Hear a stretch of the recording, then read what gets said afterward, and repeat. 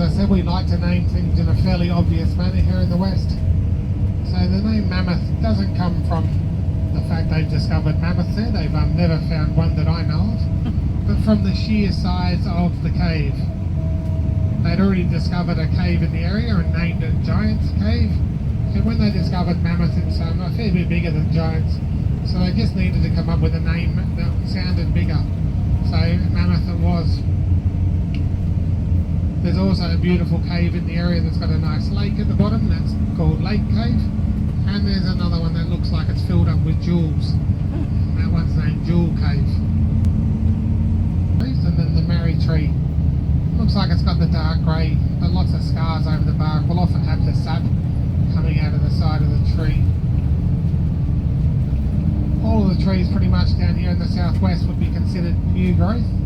There are a few that are more than 150 to 200 years old, but most of the karri trees were cut down throughout the late 1800s and early 1900s. Road construction of all things, they would be cut into small blocks and then used to build roadways both around Australia. So parts of Melbourne have some of the karri trees they've been discovering as they're redeveloping some of the underground stations, and they've also been finding some over in the UK again when they've been redeveloping some of the underground stations.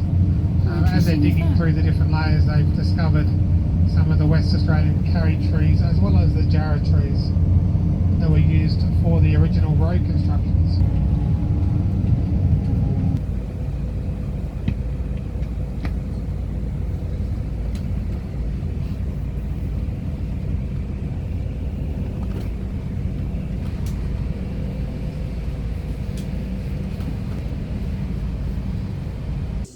Like an extinct. Oh, there you go. That's his name down there. Find out down there. Large carnivore Australian mammoth ever known. 23? 25? I lost 2. You lost two already? We're not going in the car. How are you? Good? That's good. You...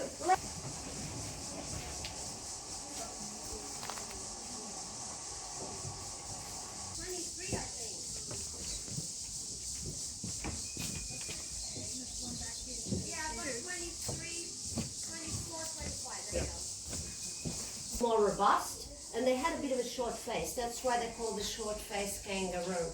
And then you've got the giant echidna, Zaglossus haketi. It used to be the size of a goat, very large animal. The tongue, 57 centimeters long. The human tongue is 7. So very large tongue, just to get through the hand keels to get the ends. And then that's Zygomatorus, again, the same one you saw there. And you might know this guy. Tasmanian devil. Tasmanian devil.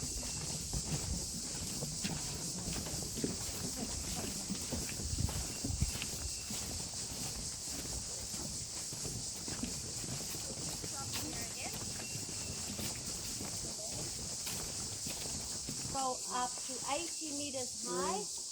The roots of the trees, they can go down 60 meters looking for water. And they can live for nearly 400 years. And they're also above the cave too, and we will talk about the trees again in there.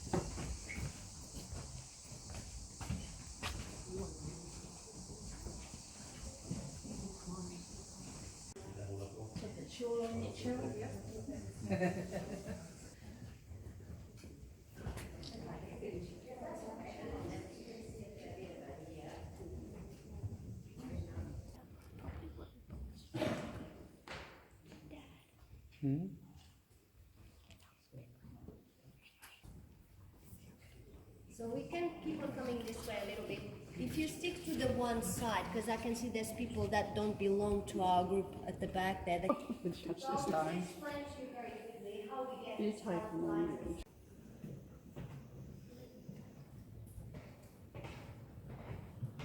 Do you see the jawbone? Yeah, just in down there. Yeah. Oh yeah. Gosh.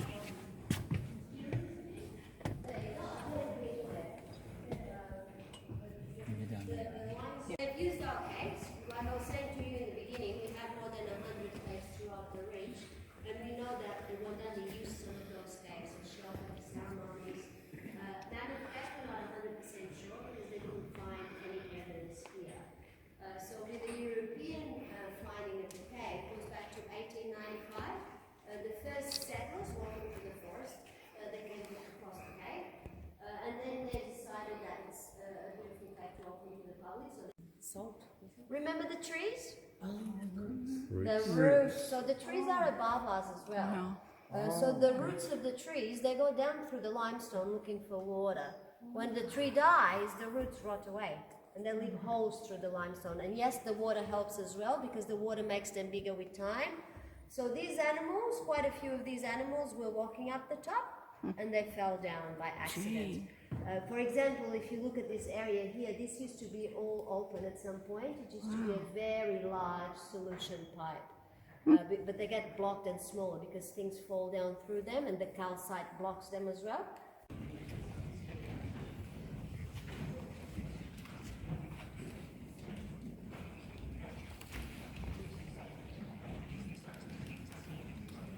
This is an outer layer of calcite, so they're hollow in the middle and the water comes through the inside of the straw. If they don't get blocked, they keep on growing because we have the longest straw of Australia at Jewel Cave. Jewel Cave's, we measure one at Lake Cave. Lake Cave's 5 meters from here. The one we measure there has grown approximately 4 centimeters in 60 years, just to give you a rough idea. And then if you look over that side there, flow stone in caves when there's thin layers of water flowing over the rocks or the floor of the caves as well. And we've got flow stone everywhere. This is all covered as well. So that's all flow stone as well.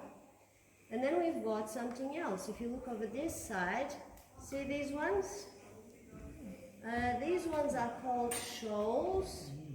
And there's some more up the top there. And the reason why they form like that is because there's a slope.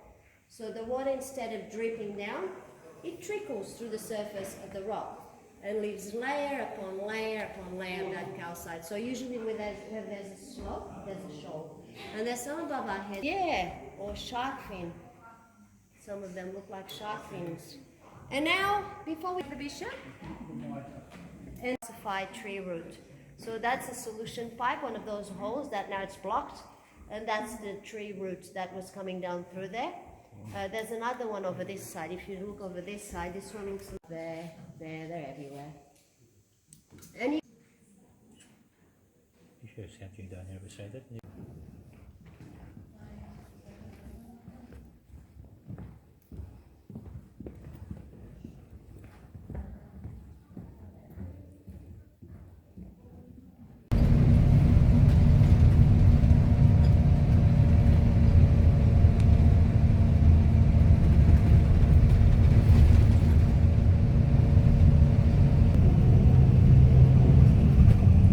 Cherry trees are quite a unusual tree in the sense that when they first start growing, These trees are about 80 they years old, grow as tall and it as they takes can, about as 300 to quickly as they 400 can. So years they'll quite often shoot to up grow. to about 40 metres tall, but be extremely skinny, very fragile trees. And then as they start getting older, they start getting wider around the base. But they also go down, so if they're about 40 to 50 metres tall, they've potentially got a root system that's another 30 metres or so down below the surface. So they've a few trucks in there. So they're trucks that are in there at the moment. They're loading up the sand to take it out to the wheat belt region. So about 250 kilometres to the east of us, to the southern parts of the wheat belt, and that's a particular type of sand that the farmers like. It's a lime sand, so it's got a really high content of lime in the sand. And they take out that to the Caves Road does go all the way down pretty much to Augusta. It just starts getting a little bit windy after these points. They've also got one of my favourite warning signs coming up here. In case you hadn't noticed already, there's a warning sign letting you know that there's trees close to the edge of the road. So we've just driven 20 kilometres through some of the roadways with trees everywhere, but that's the first and only warning sign that I know of down here in the region, just in case you hadn't noticed there's trees near the road.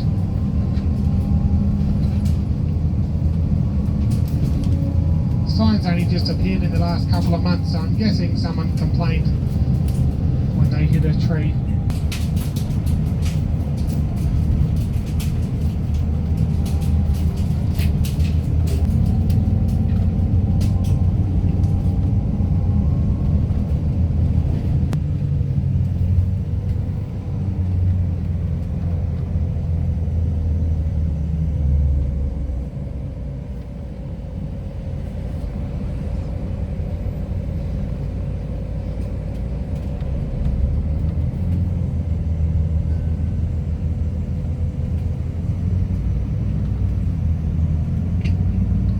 So we're back on the Bustle Highway now, heading straight down through the little town of Augusta and then out to the Cape Lewin Lighthouse, which is at the most southwesterly point of WA. You can't go any further southwest. There are places that are further down south, but this is the most southwesterly point. Behind a series of large cattle. And then once they started getting the little steam engines down here, they had a whole network of rail lines all throughout the forested areas around Margaret River region. And most of those train lines, although the train lines themselves are gone, the reserves are all still there. And they're slowly converting them all into hiking trails or mountain bike trails. It's a program called the Rails to Trails. It's a government-backed program throughout the southern forests or the southern parts of the state, where any of the old forestry towns can get grants to help them convert the old rail lines into different walking trails or tracks. So the Bustle Highway is only about 30, They do have a 30 pretty years spectacular hiking trail along the coastline from Cape Naturalist Lighthouse. It winds its way along the coast about 130 kilometres down to Cape Lewin Lighthouse, and that's called the Cape to Cape Track. You can do it everything from self-guided all the way through to fully guided, where they pick you up at the end of every hiking day and take you into nice hotels, and then they drop you back out to the trail in the morning. It takes about 5 days of trekking to be able to do the entire trail.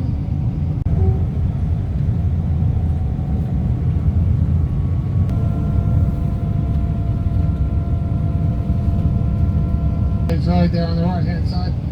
So we're only a couple of kilometres now away from the little township of Augusta, and then once we go through there we're only about 10 minutes away from the Cape Lewin Lighthouse. Settled places over here in the west. Albany was the first European settled location in WA. A lot of people like to think that the Swan River colony or Perth was the first, but the little town of Albany was the first established European settlement, and that was established by the New South Wales colony simply to protect the western coast of the continent from the French. So they sent a small garrison of soldiers and also some dignitaries and about 15 convicts over on a tiny little vessel called the brig Amity. And that was sent out from New South Wales in 1826, and their whole job was to establish a little bit of a garrison settlement in what is now known as Albany, and they had to protect the entire west coast from the French. They were very concerned that the French would set up a settlement over here in the west, and they didn't want the same thing to happen here as what had happened over in Canada. They didn't want the French taking over half of the continent. So as you can see, we're still part of Australia, as much as West Australians like to think we could go it alone.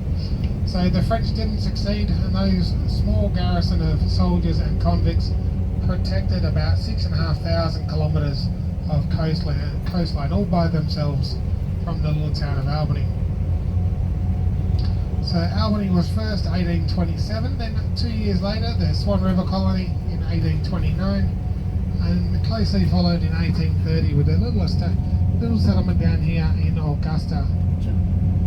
And it essentially was established because it was already being used as a bit of a safe harbour for the vessels travelling between the Swan River Colony and the port of Albany. This was a bit of a safe anchorage point. They could do any repairs, and they also had the access to farmland up along the Blackwood River. You'll see the Blackwood River is out to our left hand side in a second, and then that's the Southern Ocean out to our far left hand side through some of the trees and behind the buildings. Once we get down to the Cape Lewin Lighthouse, we're going to have the Southern Ocean out to the left hand side of the lighthouse, and it will be the Indian Ocean out to the right hand side. So it's where the two oceans meet.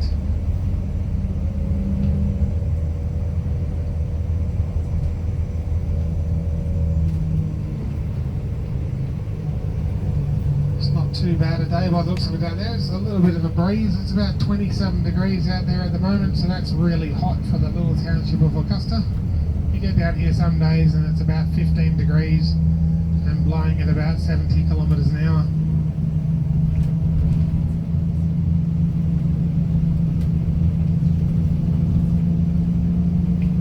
Extremely popular place, especially during the summer holidays, for people from all over the state to come down and spend a week or two. But the Blackwood River is very popular for all sorts of watercraft. Great place for kite surfing and windsurfing. And also a very popular spot for some river fishing.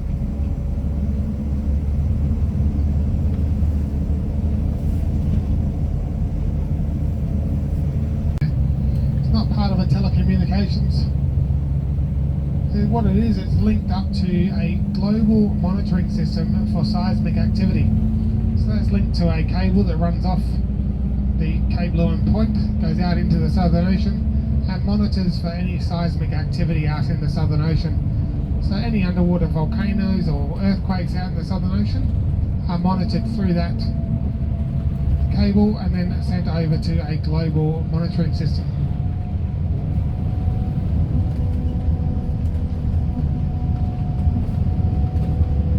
There since the settlements. If you imagine you've just spent 6 months on a vessel coming out from the UK, you've got all of your worldly possessions with you, you arrive down here in Augusta and you've got 3 years to clear the land, build yourself a house of some sort and start producing stuff for the colony, or you have to start repaying your debt to the colony. Quite a lot of the families that made the trip out here gave up after a couple of years. It was very hard going. If they did happen to have carry trees on their property, it could potentially take a month to be able to cut the carry trees down, unless you had some of the best saws or axemen around. Quite often what they would have to do would be ring bark the carry tree, wait for it to die before they were able to cut it down.